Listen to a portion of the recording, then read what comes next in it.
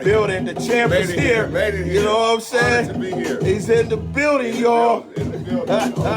You already know. Peace world, what's good? Wyking in the building, Africatown Media Network at the Black Dot Underground. Man, Jamal Crawford, brother, welcome. Thank you. I'm honored to be here. Man, it's so much. I mean, man. Yeah, right? You've had a very accomplished, life to this point, and I know there's still a lot to go, but let's get into some. Let's just talk about, just this 20-year run. That is not easy at the highest level of, professional, basketball, man. Like, what, and I know that mindset probably started earlier. Like, what's the mental, Yeah. It's to be honest with you, it sounds weird to even hear you say 20-year run. That's right, because the average NBA career is 4 years. If you're lucky enough, right, the 1% of the 1% make it. That's 4 years. If you play 10 years, that's like a long time. So I basically had two long careers in one, and it's been unbelievable. I kind of look at my career like a rap artist dropping albums, right? Like Jay's Reasonable Doubt was probably my Chicago Bulls years, So I kind of look at it like that. And his Black album was probably my New York Knicks days. So I look at it like that in just different chapters. But it's been an unbelievable journey. It's been a dream, to be honest with you. I used to dream about this ever since I was a kid. And I used to think the coolest thing in the world was making it to this point. But now that I'm here, I think the coolest thing in the world is having the impact you could have, especially on kids in your community. That's like the best thing ever to me. Man, and for us here, you're a man that needs no introduction, and I could have named off a lot more things. And just in that, you mentioned, Jay. You had a sneaker, you know what I'm saying? Jay, you what the Rock. Yeah. Man, so many awards. But I know there's also been, with anything, hills and valleys. For sure. You know what I mean? Can you, speak a little bit about, the journey and what that has been, like outside of what we see in the lights? So my journey it's so crazy, and a lot of people don't know my whole story. From being ineligible the first 3 years of high school. So I didn't play organized basketball until my senior year. And that's when everybody kind of caught on like, oh, he can play, because I was just known on the streets as somebody I wasn't in the streets doing the wrong things, but I was running with the wrong crowd. So I was never eligible enough to get my grade point average enough to play, right? Or let alone go to college. Right. So my last 2 years, I really buckled down, take school way more serious, take my education way more serious, take basketball more serious. I started playing with NBA players when I was 16, 17, and they started telling me, you can make it. And for me, that's all I needed was that gas, like I can make it. I can make it to the highest level. I'm going to take school more serious. I'm going to take basketball more serious. And for me, a year before not even being eligible to the point where now I have scholarship offers from all over the country. I buckle down, get my SAT together, get my grades together, and I can go to any school I want to go to, and then from that, being in school for a year to going to the NBA. So everything happened so fast, right? It was almost like a movie or a dream. If I told you that kid that was 15 3 years ago was going to be in the NBA in 3 years, you're looking like, nah, there's no way. Like, You're not even going to class. How you going you going to make it? How you going to even get here? Yeah. But I just always had a strong belief in God. I always had a strong belief in myself, and I always had good people around me. Yeah, you say that, and I remember, we met when I was coming out to Rainier Beach and doing men's groups programs, and that's how we met. And I do remember asking you, though, and you was a senior at that time, like, do you think you can really, can you play at that level? And you was like, yeah, and then I was just like I was mentioning earlier, I remember when you came in with that first, ESPN special on the VHS and put it in the machine on in Smitty's office, and was like, yo, watch this, Mm-hmm. And so, man, how, so you had that belief that you got some feedback from people that was at that level. Yeah. But 20 years is a long time. That's a long time. You know what I'm saying? I asked so how do you the psychology, one thing that I read somewhere and it always stuck with me, it says, one of the keys to success is managing your own psychology. Yeah. Like how have you dealt with that? Coming from where, from the background, getting to the, just all the change, because that's a lot of change. That's a lot of change. First generation? First generation. So that's a lot of change, and it's a lot of mental challenges, right? And I've seen so many people who even make it to this level kind of fall by the wayside because mentally they weren't all the way, in tune to what they're supposed to be doing. I'm not sure if it was discipline or commitment or just knowing, like for me, basketball was always my first love. So I never got sidetracked. Like I never was the one who was always out in the club. I was never the one who was partaking in other things that can tear up my body or doing things of that nature. And for me, I just stayed in that place. Any of my teammates over the last 20 years be like, we never see Maul. Once we hit the city, he's in the hotel room watching film, watching games, doing stretching, whatever it is. He was never outside the hotel. And they will all consistently tell you that. And at first, even the rift it caused me and my teammates, like, oh, you too good to hang with us? You can't, you know what I mean? Right? So there's so many different mental challenges. And for me, I was like, nah, the main thing is the main thing right now. And so for me, I mentally stayed in that place. And I don't think you could do anything for that long and that length of time if you don't love it, if you're not in love with it. And for me, I was always dreaming about this, and I never took that for granted. I never thought I was better than somebody else because I made it to a certain level, and I never was going to take for granted that it could last forever. I just wanted to last as long as it could because I love doing it. And the day I retire from the NBA, I'll still be playing at LA Fitness or, somewhere near that because I've just always kept that the main thing. Right. And, so you got the challenges of just performing at this high level every day. At the highest level. 20 years old? Yeah, I went in 1920. I'm going to assume the economics from before and after was two totally different worlds. Oh, man. What, the pressures off the, the things that people don't see, like you said, being first generation, coming out of environment, family, community, everyone, how you deal with that? What's that been like? I had to learn through experience. So the hardest thing for me was to say no, right? Because you have all these people that you've known since you were growing up, and you want to help them, right? So the thing that's weird is people say you change when you reach a certain level or whatever. Most of the time, it's the people around you that change, right? So you could tell a person, 5 times, the 6th time, you're like, I can't do it. They're like, oh, see, you changed. And that used to bother me. I'm like, man, these people I grew up with, these are like sometimes family, right? And it bothered me because I'm like, is this like money's the root of all evil, right? So I'm like, man. So it went from that to I learned to say no, and I became happier because I'm like, no matter what, I can't make everybody happy. I can do what I think is right. I can try to help out, but I can't do this forever. It's not sustainable. There's no way you can do this forever. And I learned the hard way. My first year or two, I went through a lot of money because I never had that much money.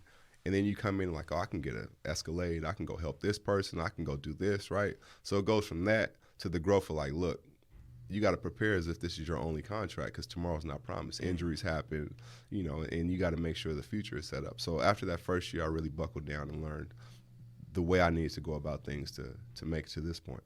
So did you have to really become, a businessman in a sense in your own self as well? You did, especially at an early age. That's a whole different mindset and a whole different set of challenges, right? So it never really stops because you kind of go from this place to that place. I remember Biggie had a song a long time ago, and he said, more money, more problems. And when you don't have that much money, like, what you mean more money, more problems? You get money, all your problems is gone. Well, not sometimes all other people's problems tend to become yours, right? And just different expectations. Yeah. And so the person who may be asking over here for just whatever amount, X amount, doesn't know there's 15 other people asking for that same amount. And they're just thinking, oh, you got it, you can do this. They don't know how the business part works. So once I started realizing that and kind of taking the business part a lot more serious, things really took off for me on and off the court. Yeah, I mean, they say you change when you get to a certain level, but sometimes you have to change to get to that level. Yeah, you do. You can't stay the same and expect things to, like expect things to change. How do you grow? How do you evolve? That's, and if I'm the same person at, 35 that I was at 15, that's probably 20 years.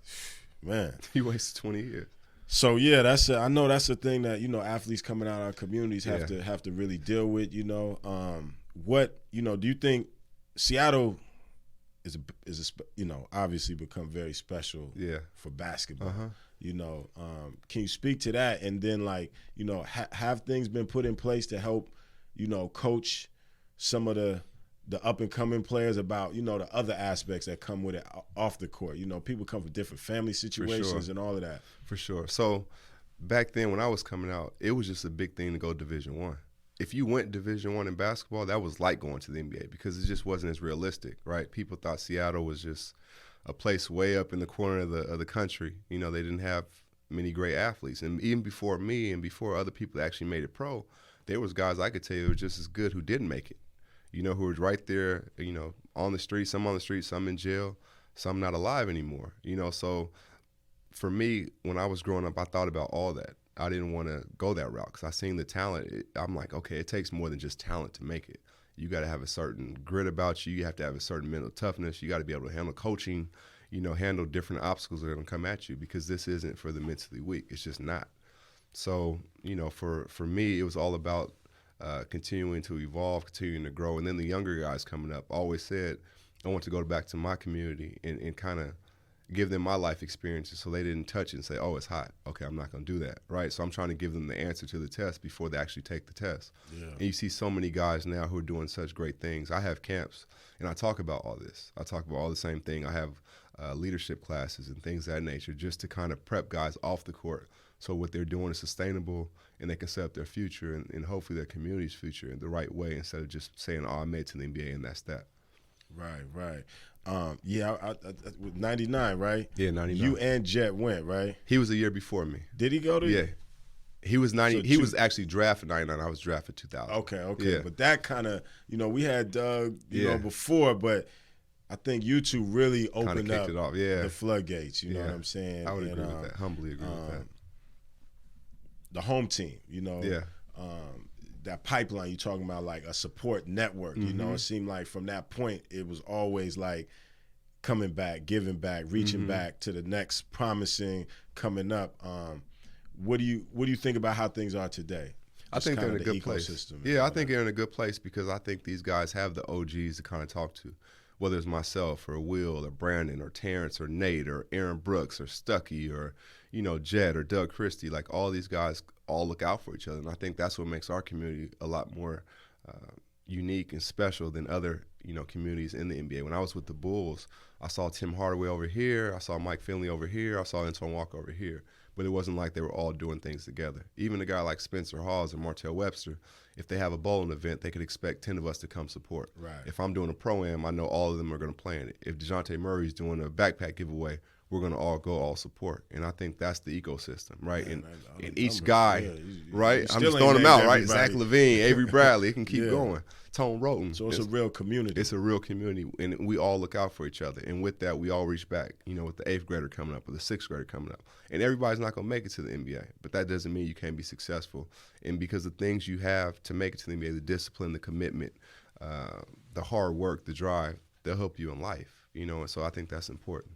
Yeah, that was a good points. What do you think about, like, we see folks going pro, on the court, but there's still a lot of opportunities to be a professional around the court. Sure.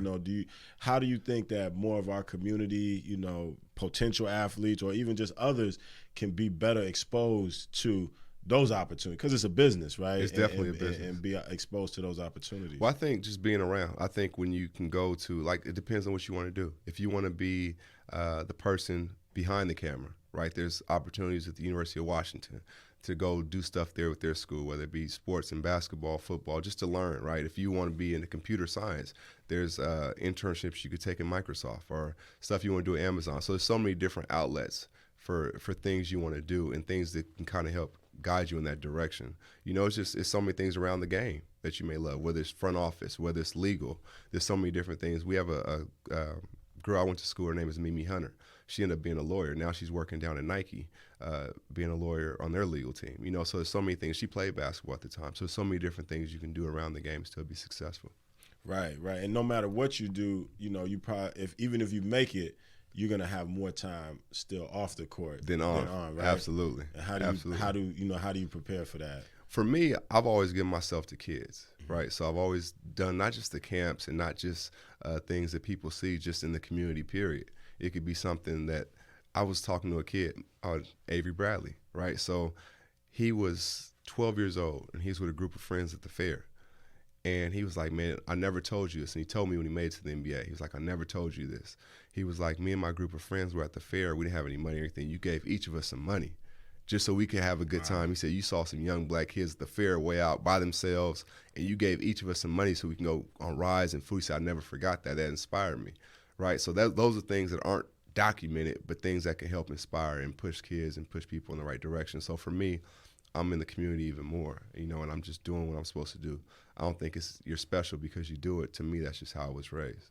Yeah, sometimes people talk about, people blowing up and coming back. I mean, but you never left. I never left. You know what I mean? You always were, accessible. You always take a moment to talk to people, man. And I think, everyone really appreciates, that level of just humility and always being a man of the people. When I think about the home team, man, I feel like y'all got more influence and social power than probably the mayor. Like, if I went right now and asked, 10 kids in high school, who's the mayor, they probably couldn't tell me. That could be true. And what's funny is you say that is as the Mayor McGinn, when he was here, he used to ask me and ask us to actually partner and do events. Yeah. He's like, I need you for this be there, get there school event, so kids are getting to school on time. So I had to go in the schools and do a recording so they could hear my voice in the morning and different things when he was trying to get reelected and just different things. So I'm not saying that's true, but I don't think you're far off. I think. Yeah, I'm just saying, we as far as people knowing and rooting for and celebrating from the the whole faction that went through the UW and and that. Man, do you ever think about, or do y'all talk about, like, man, how the levels of impact that through the sports that could be had in the community? Obviously, we got a lot of stuff we were just talking about going on in the neighborhoods right now. Yeah, no, absolutely, we do, and we have talked about it, and I think we'll continue to grow and make that evolve. And it's cool to see, because at first it was just a basketball thing, right? And then it took on a life of its own. We started doing some more stuff in the community, whether it be backpacks from here all the way to Tacoma, right, for kids that are fully stocked so the parents don't have to get anything, to the girls getting their nails done, to the boys getting haircuts, the little boys getting haircuts. So you know how it is when you go to school and you got a fresh haircut, you got all your school supplies, you feel like you're ready. You feel like you're hitting the ground running. You feel good about yourself, and that's half the battle. Like, I feel good. I'm going to show up to class on time. I'm going to participate. I'm going to be engaged. So we did all that. We've done turkey drives. We've done barbecues for the whole city every year at Green Lake. Then we've done coat drives. We've done just about everything. When Hurricane Harvey hit Houston, we loaded up 2 vans and buses and sent them across country fully stocked. So we've done so many different things, and I think we're still evolving about how we can really to help take the community to the next level as well. And I applaud you for what you're doing. Like, what you guys are doing is unbelievable.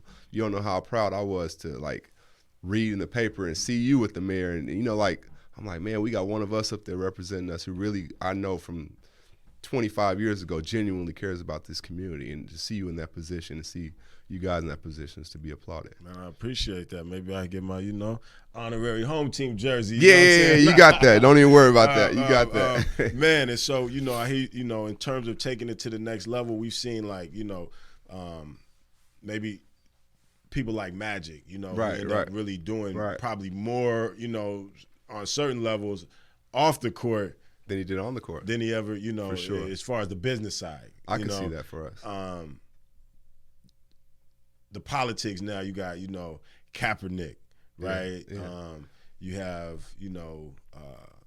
LeBron, and a few others, doing schools and things. When you see some of those things, are you making notes and feeling like, man, that's a direction? What are your thoughts on? You're definitely taking notes, right? So you look at the Magic Johnsons. He's probably the first person that I've seen that kind of took it to that level. And I think you see the Jay-Z's, right? You see the LeBrons, and I think you see guys start looking like, oh, okay, right? And it's not a competition. It's more so that's the way to go. That's what you're doing to help your community, because we all come from different communities and different, backgrounds. So when you could see that and you could have that effect in your community, I'm definitely taking notes. Like, that may be, this may be such and such I do in the future, because I see how they did it. I see how it's impacting young kids' lives, especially in our community. And I think that may be the way to go. So I'm definitely taking notes. And when you see, the politics, obviously you spent time at the Clippers. Yeah. You know what I'm saying? We, remember all of that. we see what, even before Kaepernick, it was Muhammad Abdul-Rauf, right? Yeah. Chris Jackson. What are your thoughts on, athletes, professional athletes with that platform, taking those type of stands on a political level as far as it relates to things that are going on in the society? Yeah, I applaud it. I really do. I think Cap sacrificed his whole career, his career earnings, everything to take a stance on something bigger than him. But he truly believed in that, and you have to salute that. Like, I think, obviously for him personally, it's hurt his career, but it's woke a lot of people up, and I think we needed that. And you look at, like you said, Mahmoud, when the anthem was going on, right? And you look at even guys like Craig Hodges. Like, those guys took real stances, and it cost them, but they saw something in the greater good of people and their people in particular, and I think that's to be saluted on all levels. They didn't have that social media at that time. So not at all. They just got shut. It's totally different. Shut down. It seemed like Cap's comeback game has been pretty strong, though. It has. That deal he did was with the Nike deal. Yeah, it was serious. Yeah. And I mean, think about it. They still know, okay, he's not technically playing right now, but he has the voice of the people. So he's still, somebody factor. You know what I mean? Yeah. Well, man, this is good. Man, this conversation is good, and we're gonna take a short break. Okay. And we're gonna come back and continue to talk about these key issues. For sure. All right, let's do it. Peace, y'all. It's Wyking. Welcome back. We on a set with a legend in the building today, Jamal Crawford, and we were really talking about some important issues, sharing insights from the journey, from the marathon, right? And we know it's continuing, but we were specifically talking about kind of business and community development and how we see we've seen like Magics and some people involved in that, but a lot of times people don't see some of the things that you may have been involved in. And I just thought it was important to maybe speak about some of those experiences, maybe even what you've learned, along the way with that. Yeah, for me, I just thought it was really, really important because Magic Johnson is one of my favorite players ever, right? So, but it wasn't just about what he was doing on the court, it was off the court. He was always buttoned up, always had his stuff together, always had a vision. I was actually living in L.A. when the first Magic Theaters hit. Right, so I know how that impacted, how he took it to the community, and how proud they were that one of us was putting something right there. It wasn't all the way out somewhere somebody had to go. It was right there in the community that they walked and lived in, and how important that was to our community. We had something positive to hold on to, and I never remember any violence happening in one of those theaters or anything like that, because they was like, it was ours. We all took ownership in that.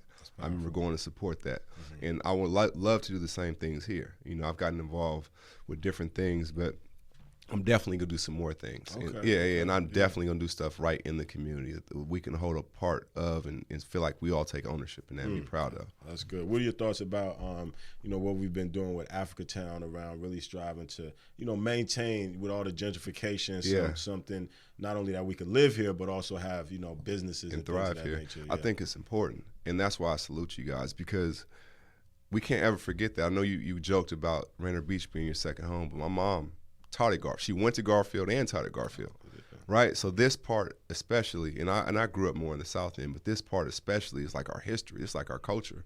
Always tease Will and B and them. I'm like, man, the Garfield basketball team is like the Lakers. Like, y'all are the, the centerpiece of our community. So I get it, and it's so important that we never lose our history. And we have to show not only where our history was, but like you said, we could thrive here. This is a special, special place. And when people come from out of town, they have to come see the Central District. And we should want that, because this is our community. This is really what it's about. And what you're doing and what you guys are doing, it has to continue. It has to continue, because if not, I'm just trying to get my home team. We'll lose. You got that. You working on a home team chain right now. You got that. And I think also just in the South End, there's still a lot more opportunity, because there's a lot more land still.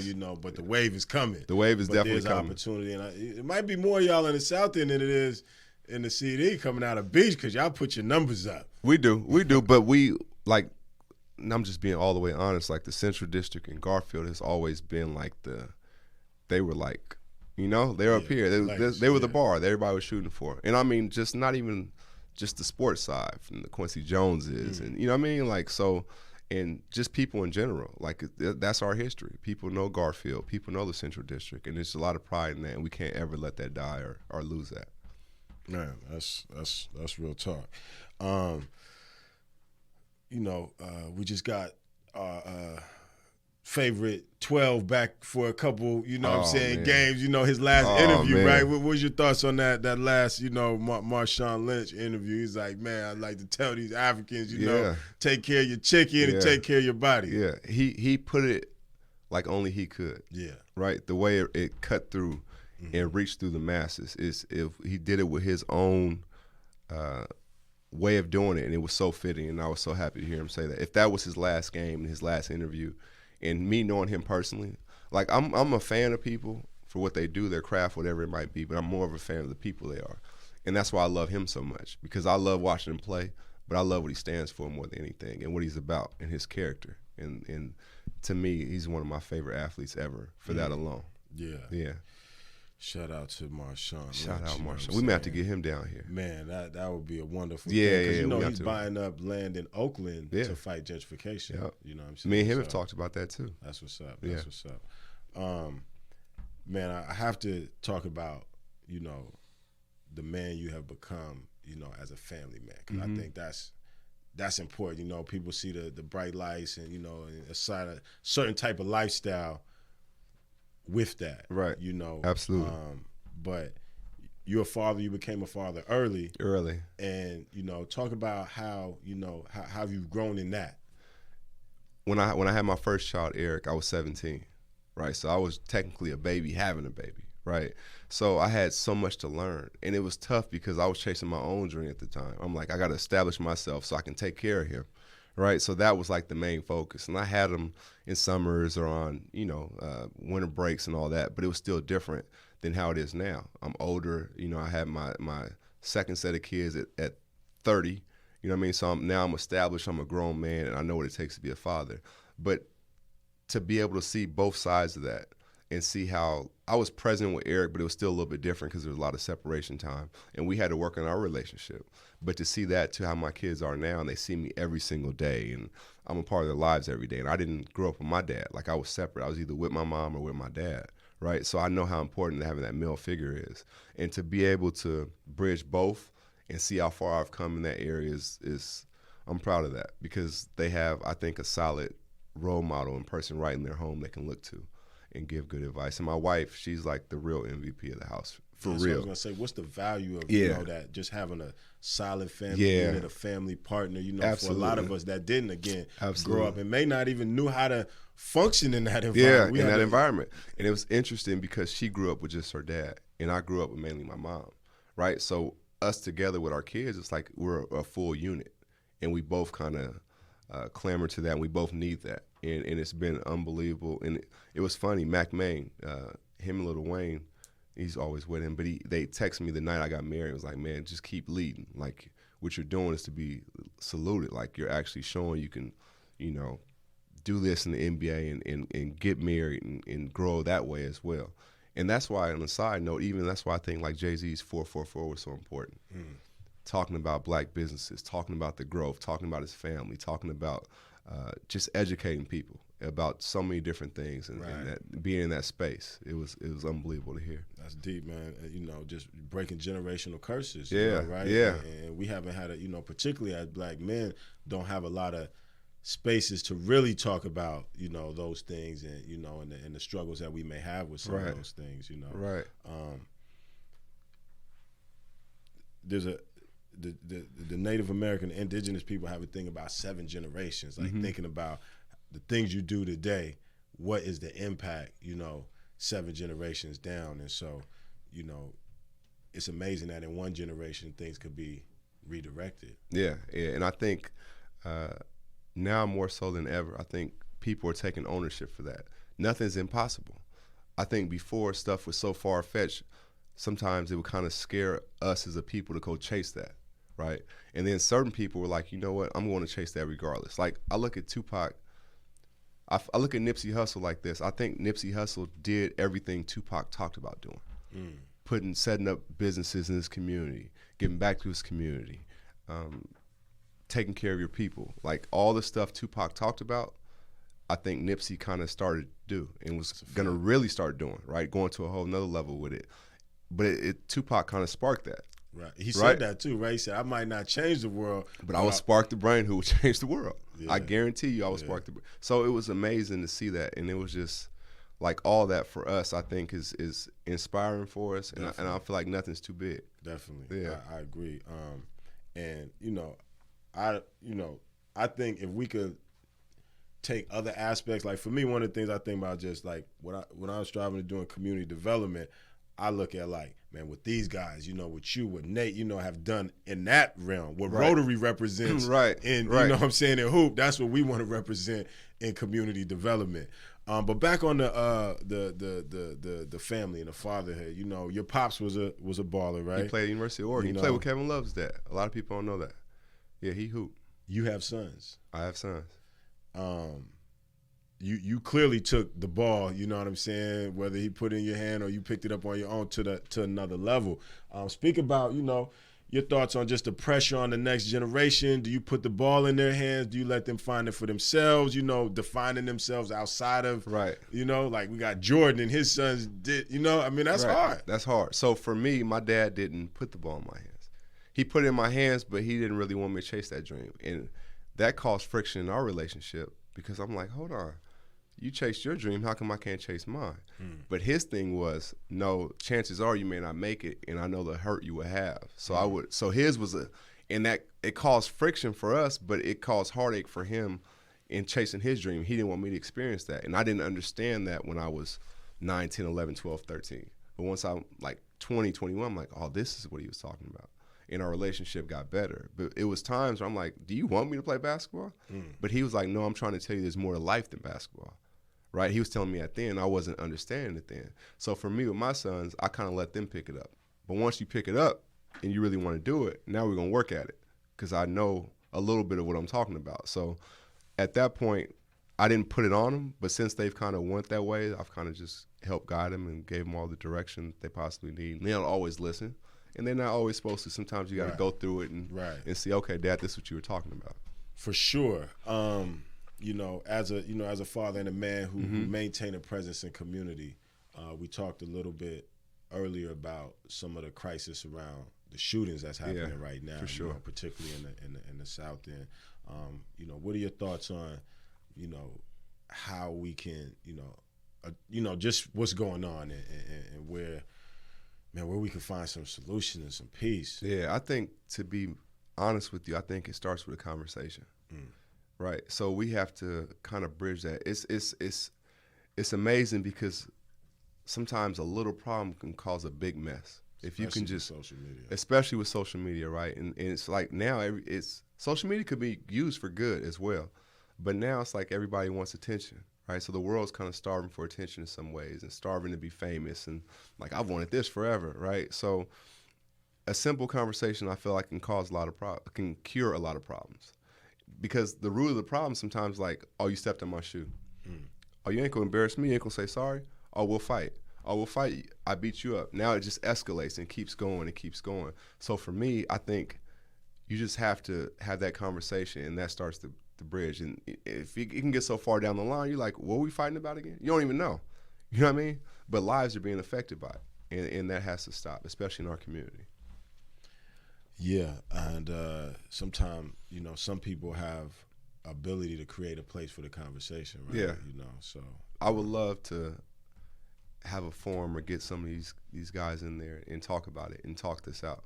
You know what I mean? Like we saw when Nipsey passed, we saw Crips, Bloods, like a unity walk. Right. You know what I mean? And for however long there was no violence. There's been less violence in LA now than ever before. You know, and these are gangs that kill each other and go laugh. You know what I mean? So if we can get everybody that's having problems together, I think it can stop some of this. Man, that's powerful, man. It sounds like you just put a call out to the community. Yeah. You gonna do it with me? Man, let's do it. Let's get the factors, and I'm definitely willing to put my part in, man. For sure. 20 years. Yeah. Awards, stats, sneakers. Yeah. You still young though.